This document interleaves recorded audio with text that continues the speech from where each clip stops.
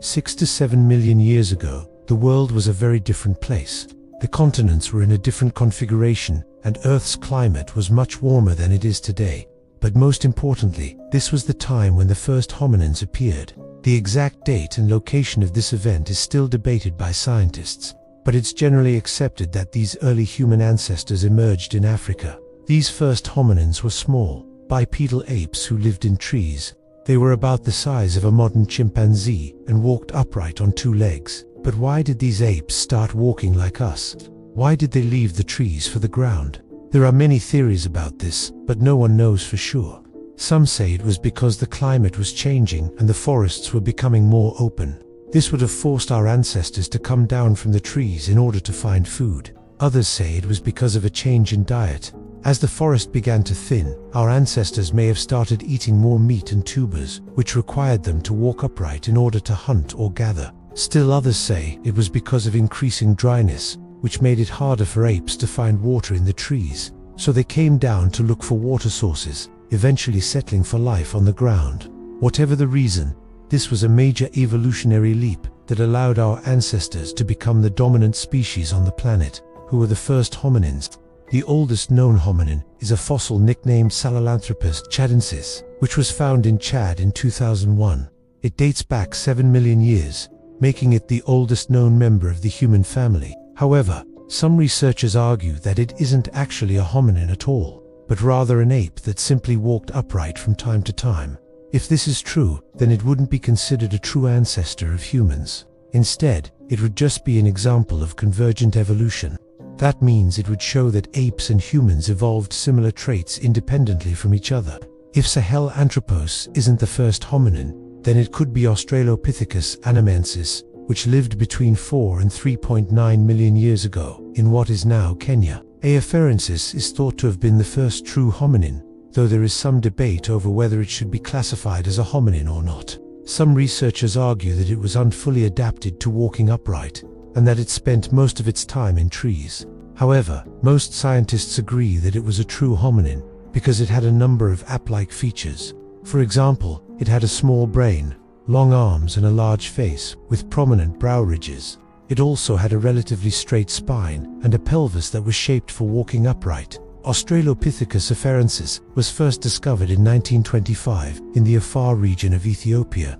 At the time, it was thought to be a new species of human, so it was given the name Australopithecus afarensis. Later, more fossils were found in Kenya and Tanzania, and it became clear that these were the same species. One of the most famous members of this species is a female nicknamed Lucy, who was discovered in Ethiopia in 1976. She was 40 to 60% complete and provided valuable insights into how Australopithecus afarensis moved and behaved. Lucy showed that this species was fully capable of walking upright on two legs, but she also had a number of ape-like features. Her head and shoulders were very sloped, and she had a long, thick tail. She also had small brains and was only about 4 feet tall. Australopithecus afarensis lived in a variety of environments, from forested areas to open grasslands, and it's believed that they used a combination of knuckle walking and walking upright to get around. They probably climbed trees to escape predators and used their tails for balance while walking on the ground. Australopithecus afarensis was a herbivore and probably ate a diet consisting of fruits, leaves and stems. They would have used their sharp teeth and strong jaws to strip flesh from bones and their long arms to reach high into trees to grab food. Australopithecus afarensis was a successful species and lived in Africa for more than 1 million years. However, like all living things, they eventually died out. The reasons for their extinction are unknown, but it's likely that a combination of factors led to their demise. These factors may have included changes in the environment, such as a decrease in the amount of forest cover, as well as competition for resources with other animals. Early Homo. After Australopithecus afarensis died out, a new genus of hominin appeared. Homo. The first member of this genus was Homo habilis, which lived in Africa between 2.8 and 1.6 million years ago. Unlike the Australopithecines, Homo habilis had a smaller face and a larger brain. They also had smaller bodies and shorter arms, which is another adaptation for walking upright. Homo habilis was the first hominin to use stone tools, and is believed to have been the first species in our lineage to hunt. They probably lived in groups and used their intelligence and tool-making skills to take down large animals. Homo habilis was discovered in Tanzania in 1960 and was named by the paleontologist Mary Leakey. Leakey was a pioneer in the study of human evolution, and her discoveries helped to shape our understanding of early humans. Homo habilis is one of the most well-known early human species and has been the subject of numerous studies. In fact, it was one of the first hominin species to have its genome sequenced.